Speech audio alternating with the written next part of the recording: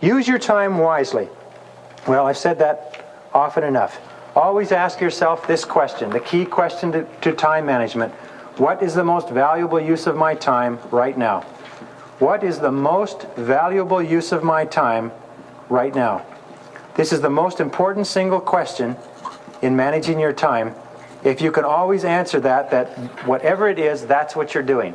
You're never wasting a minute. You're always spending your time on the most valuable use of your time. You'll never go wrong. Follow the leaders.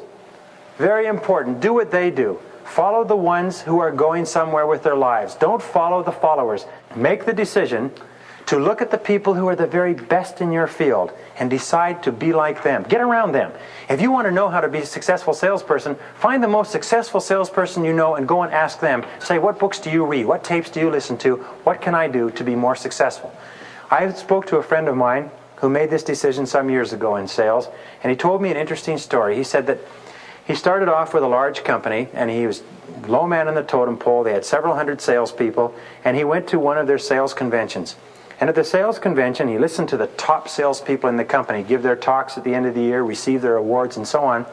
And he sought them out, and he took a tape recorder with him. And he went to each one. That's all he did. He said, could I talk to you for a few minutes? I want to be successful like you. Could you tell me what to do? What books did you read? What advice can you give me? And you know something? They were shocked. Every case, they were surprised because they had been at the top, the creme de la creme of this company for years. And none of those hundreds of other salespeople had ever asked them.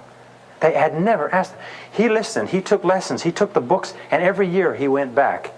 And this was over a course of about 8 years. Every year he went back and he asked the top salespeople, how did you do it? What were the difficulties that you had? How did you overcome it? Have you read anything new? Have you listened to anything? Did you go to any courses? And he would go any distance to go to a course. He'd pay any price for a book or for a tape program. He did what they did. And within 8 years, he was up on the stage receiving the awards. He was up on the stage being the top salesperson and one of the top salespeople in the nation. And that's exactly the way every person does it. The rest of the salespeople hang around with the people who are going nowhere. Dr. David McClelland of Harvard found that if you associate with a reference group, in other words, friends, associates, colleagues, family, and so on, who are not success-oriented, that alone can stop any possibility of you ever being a success in life. Your choice of people to associate with, both personally, business-wise, socially, is one of the most important choices you ever make in your life. And if you associate with turkeys, you'll never fly with the eagles. It's so important. Birds of a feather flock together. And it's because we are so affected by the suggestive influences of the people we're around that if they're not motivated, if they're not positive, if they're not up, we'll start to be just like them. We're all, in a way, like chameleons. We take on the coloring, the attitudes, the opinions of the people that we associate with on a regular basis. So it's very, very important that you associate with people who are going somewhere. The choice of a negative or demotivated reference group is enough to cut off all possibilities of you achieving what you're capable of achieving. Number 7 is guard your integrity as a sacred thing. As Ralph Waldo Emerson said, the most important thing you'll ever have is your integrity.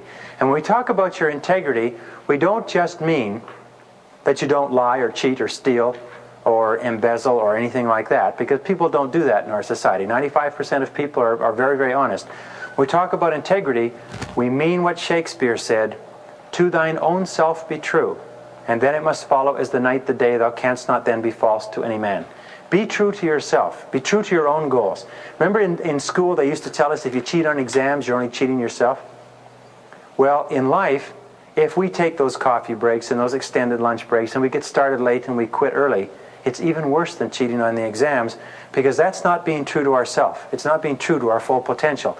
If we get up early even when nobody's looking, and if we work late even when nobody's looking, believe me, as long as you're looking, you're going to feel great about yourself. It's wonderful to work 10 or 12 hours and know you've really accomplished something. That's what makes you feel absolutely fantastic. In an interesting study they did some years ago, they found that only 2% or less of all people are capable of working without supervision. All the rest either need casual supervision or direct supervision in order to do a job. Only 2% can plan their work and work their plan. And that's why many people come into sales, and you know what? they drop out of sales and go back into a salaried job where somebody will supervise them because they just can't stand the freedom of having to be self-disciplined and self-organized. So guard your integrity is a sacred thing. Remember, in the ultimate end, you're answerable to yourself. You're answerable, as the poem says, to the man in the glass. And as long as that person looking back at you from the mirror is a sort of person that you respect and admire and look up to and is growing toward their full potential, then you'll always feel good about yourself.